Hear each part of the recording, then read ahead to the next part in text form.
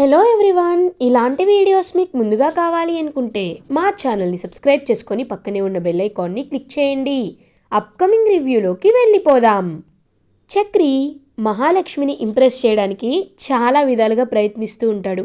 కానీ మహాలక్ష్మి అసలు చక్రి వైపు కూడా చూడదు. తను ఎక్కువగా తను పెళ్లి చేసుకోవాలి అని అనుకుంటున్నా, తనకి పెళ్లి చేయాలని వాళ్ళ నాన్న ఫిక్స్ చేసిన ఆ పెళ్లి కొడుకు సంబంధాన్ని ఎలా నేను ఎస్కేప్ అవ్వాలి, అతని నుండి నేను ఎలా బయటపడాలి అనే విధానంగానే ఆలోచిస్తుంది. అప్పుడే హీరోయిన్ మహాలక్ష్మి వాళ్ళ వదిన మహాలక్ష్మికి ఒక బ్రిలియంట్ ఐడియాని ఇస్తుంది. నువ్వెప్పుడు ఈ పెళ్లి సంబంధాన్ని క్యాన్సిల్ ఎలా చేయాలి అని ఆలోచిస్తున్నావు, కానీ నీ గోల్ ఏంటి, అసలు నువ్వు ఏం చెయ్యాలనుకుంటున్నావు, నీ ఫ్యూచర్ ఏంటి అనేది ఒక్కసారి ఆ అబ్బాయితో డిస్కస్ చేయొచ్చు కదా. అప్పుడు అతను ఖచ్చితంగా నీ మాట వినే టైప్ అయితే నీకు అర్థమవుతుంది కదా అని అంటుంది మహాలక్ష్మి వాళ్ళ వదిన. ఒక్కసారిగా మహాలక్ష్మి చాలా హ్యాపీగా ఫీల్ అవుతుంది. అయితే వదిన, నేను అతనితో ఖచ్చితంగా మాట్లాడి తీరుతాను. ఒకసారి మాట్లాడి నా మనసులో మాటలు, నా అచీవ్మెంట్స్ అండ్ నా గోల్స్ అన్నీ చెప్తాను అని గట్టిగా ఫిక్స్ అవుతుంది మహాలక్ష్మి. ఇంకా మహాలక్ష్మి కోరుకున్నట్టే మహాలక్ష్మిని పెళ్లి చేసుకోపోయే పెళ్లి కొడుకు భూషణ్ అండ్ మహాలక్ష్మికి ఒక చిన్న అరేంజ్మెంట్ అయితే అరేంజ్ చేస్తారు, వాళ్ళిద్దరి మనసులో మాటలు చెప్పుకోవడానికి. కార్లో ఇద్దరిని ఒక ప్లేస్కి తీసుకువెళ్ళడానికి చక్రీనే వస్తాడు. ఒక్కసారిగా షాక్ అయిపోతాడు. నేను ప్రేమిస్తున్న అమ్మాయి ఇంకొకరిని పెళ్లి చేసుకోబోతుంది, వాళ్ళిద్దరిని ప్రైవేట్గా మాట్లాడుకోవడానికి నేను కార్లో తీసుకువెళ్లాల్సి వస్తుంది. ఇదెక్కడి దౌర్భాగ్యపు స్థితి అని అనుకుంటూ ఇంకా వాళ్ళని మెల్లగా కారులో తీసుకువెళ్తాడు తప్పక చక్రి, మహాలక్ష్మి అండ్ పెళ్లి కొడుకు భూషణ్ని. మహాలక్ష్మి పాపం తన గోల్స్ని చెప్పడం స్టార్ట్ చేస్తుంది. నేను ఆర్కిటెక్ట్ని, నేను గోల్డ్ మెడల్ సాధించాను, నాకు ఎడ్యుకేషన్ అంటే చాలా ఇష్టమైన ప్యాషన్, నేను నా డ్రీమ్ ప్రాజెక్ట్పై వర్క్ చేయాలి అనుకుంటున్నాను, నాకు ఇప్పుడు 23 ఇయర్స్, కాబట్టి పెళ్లి చేసుకున్న తర్వాత జాబ్ చేసి నేనంటే ఏంటో వర్తబులో కాదో ప్రూవ్ చేసుకొని నా టాలెంట్ ఏంటో ఈ సమాజానికి తెలిసేలా చేసి తర్వాత నేను పిల్లల్ని కనాలి అనుకుంటున్నాను అని చెప్పి పాపం చెప్తుంది. తనైతే మహాలక్ష్మి ఆ మాటలన్నీ విని చాలా హ్యాపీగా ఫీల్ అవుతాడు చక్రి.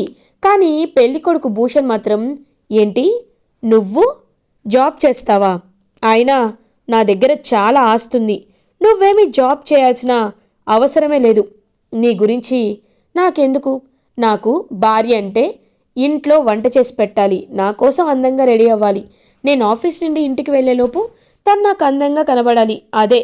అయినా ఇప్పుడు నువ్వు పెళ్లి చేసుకొని జాబ్ చేసి ఏం సాధిస్తావు, నాకు ఇది ఇష్టం లేదు, నీ కలల్ని ఇప్పుడే కూల్ చేసుకో అని చెప్పి గట్టిగా చెప్తాడు.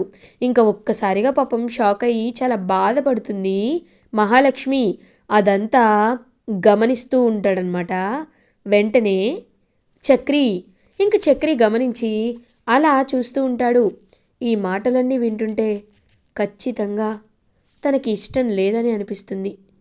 ఒకవేళ నిజంగా ఇష్టం లేకపోతే నేను ఖాళీగా ఉన్న తన గుండెల్లోకి ఖచ్చితంగా వెళ్ళిపోవచ్చని చెప్పి ఎంతో హ్యాపీగా ఫీల్ అవుతాడనమాట. అలా చక్రి అలా ఇద్దరు కలిసి షాపింగ్కి వెళ్తారు.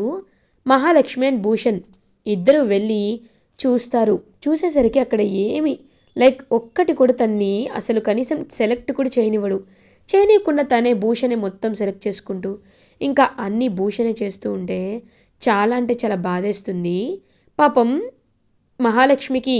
కానీ ఏమీ చేయలేక సైలెంట్గా ఉండిపోతుందన్నమాట మహాలక్ష్మి. భూషణ్ మహాలక్ష్మి వైపు చూస్తూ, లేదు, తను నా దగ్గర చాలా వేషాలు వేస్తుంది, ఇప్పుడు తన్ని కంట్రోల్లో పెట్టకపోతే మళ్ళీ కంట్రోల్ తప్పిపోతుంది, ఇంత మంచి సంబంధం మళ్ళీ నాకు రాదు, కాబట్టి తన్ని ఎలా అయినా నేను ఇమీడియట్గా పెళ్లి చేసుకోవాలి అని ఫిక్స్ అయ్యి అలా అక్కడి నుండి వెళ్ళిపోతాడు భూషణ్. చక్రి అయితే హ్యాపీగా ఇంటికి రీచ్ అవుతాడు. అన్నయ్య అన్నయ్య ఏం చేస్తున్నావు అని అడుగుతారు. లేదురా, ఇదిగో వంట చేస్తున్నాను. అవును, నువ్వేంటి చాలా సంతోషంగా ఉన్నావు అని అడుగుతారు. ఏముందన్నయ్య, నేను కోరుకున్నది జరుగుతుంది అందుకే అని అంటారు. ఏంటి, నువ్వు కోరుకున్నది జరుగుతుందా, ఏంటది అని అడుగుతారు. అదంతా ఇప్పుడు ఎందుకులే, నేను ఒక అమ్మాయిని మనస్ఫూర్తిగా ప్రేమిస్తున్నాను. తన్ని పెళ్లి చేసుకోవాలని కూడా అనుకున్నాను. కానీ తను నన్ను పెళ్లి చేసుకుంటుందో లేదా అని చాలా అంటే చాలా భయం వేసింది. ఇప్పుడు నా లైన్ అయితే చాలా క్లియర్ అయింది. ఇప్పుడు నాకు ఎంతో ఎంతో హ్యాపీగా ఉంది అని చెప్పి ఇంకా చాలా హ్యాపీగా ఫీల్ అవుతాడు చక్రి. పోనీ వీడి పనైనా బాగుంది, వీడు ఒక అమ్మాయిని పెళ్లి చేసుకుంటేనే నిజంగా చాలా హ్యాపీగా ఉంటుందని చెప్పి పాపం అలా ఆలోచిస్తూ ఉంటారు మాధవ్. ఇది ఇలా ఉండగా మార్నింగ్ అవుతుంది. ఇంకా అలా మహాలక్ష్మి అయితే రెడీ అయ్యి కిందకి వస్తూ ఉంటే అప్పుడే భూషణ్ వాళ్ళ అమ్మ ఇంటికి వస్తారు. వెంటనే మహాలక్ష్మి వాళ్ళ నాన్నతో, అంకుల్, నేను తన్ని కెనడా తీసుకువెళ్ళాలనుకుంటున్నాను కదా. పెళ్ళైన తర్వాత నేను మహాలక్ష్మి ఇద్దరు కెనడాలోనే ఉంటాం కదా.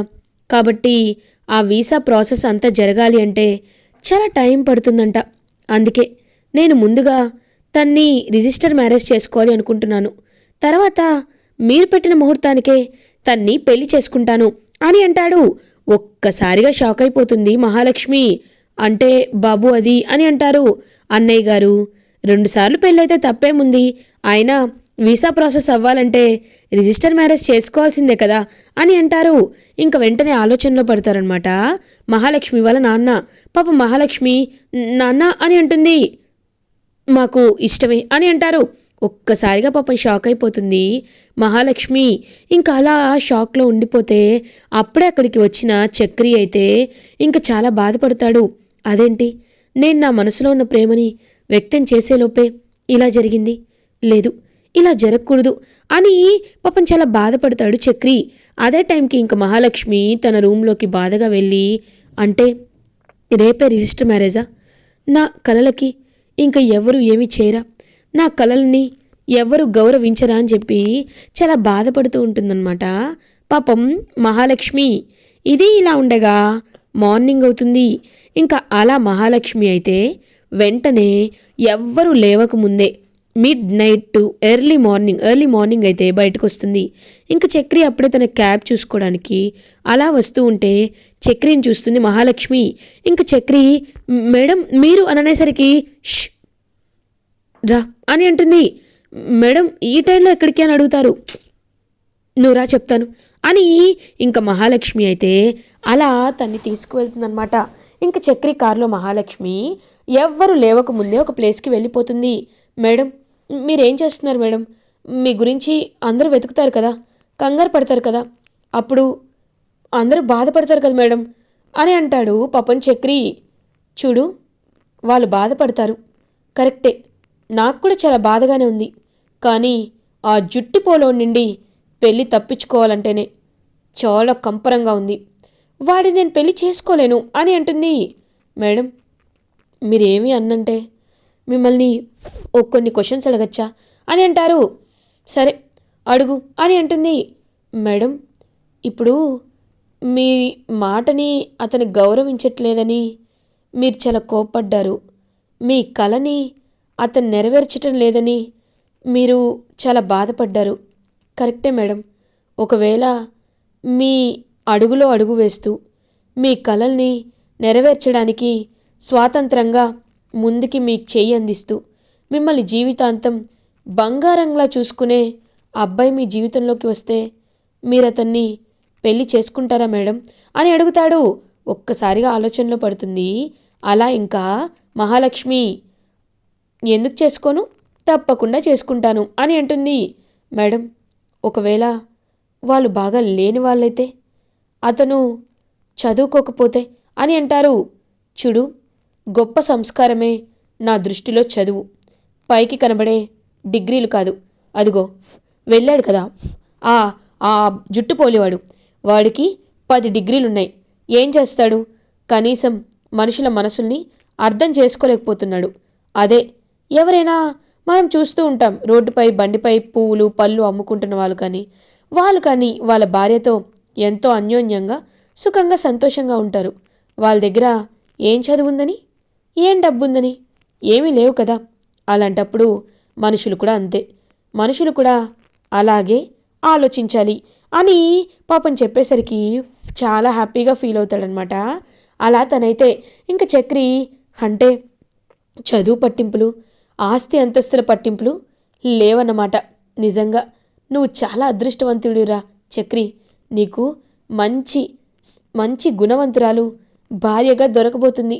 అయితే కొద్ది టైం చూసుకొని నా మనసులో మాటని తనకి చెప్పేస్తాను. అప్పుడు నా మనస్తత్వం చూసి, నా వ్యక్తిత్వం చూసి తను కూడా నన్ను ప్రేమిస్తుంది అని పాపం చాలా అంటే చాలా హ్యాపీగా ఫీల్ అవుతాడనమాట చక్రి. ఇది ఇలా ఉండగా రిజిస్టర్ ఆఫీస్లో ఇంక తన కోసం వెయిట్ చేస్తూ ఉంటారనమాట అందరూ. ఎంతకీ మహాలక్ష్మి రాదు, కనిపించదు. ఇదేంటి మహాలక్ష్మి రావటం లేదు, కనిపించటం లేదు, తను ఎక్కడికి వెళ్ళిపోయి ఉంటుంది, అయినా తను ఇలా చేస్తుందని నేను అస్సలు ఊహించలేదని పాపం మహాలక్ష్మి వాళ్ళ నాన్నగారైతే బాధపడుతూ ఉంటారు. అప్పుడే వాళ్ళ వదిన, మావయ్య గారు మీతో ఒక ముఖ్యమైన విషయం మాట్లాడాలి. మహాలక్ష్మికి ఈ పెళ్ళంటే ఇష్టం లేదండి, అందుకే తను వెళ్ళిపోయింది. తనకి ఈ పెళ్ళి ఇష్టం లేదు. తన చదువుని కొనసాగించాలి అనుకుంటుంది, తన కలల్ని నెరవేర్చుకోవాలి అనుకుంటుంది. కాబట్టి తన ఇష్టాన్ని మనం గౌరవిద్దాం మావయ్య గారు, తన కళ నెరవేరిన తర్వాత అని అంటారు. ఇంక వెంటనే పాపం ఆలోచనలో పడతారు అలా మహాలక్ష్మి వాళ్ళ నాన్నగారు. కానీ ఇటువైపు ఏమో చక్రితో హ్యాపీగా తన టైంని స్పెండ్ చేస్తూ ఉంటుంది మహాలక్ష్మి. ఇలా ఎపిసోడ్ ఎండ్ అవుతుంది.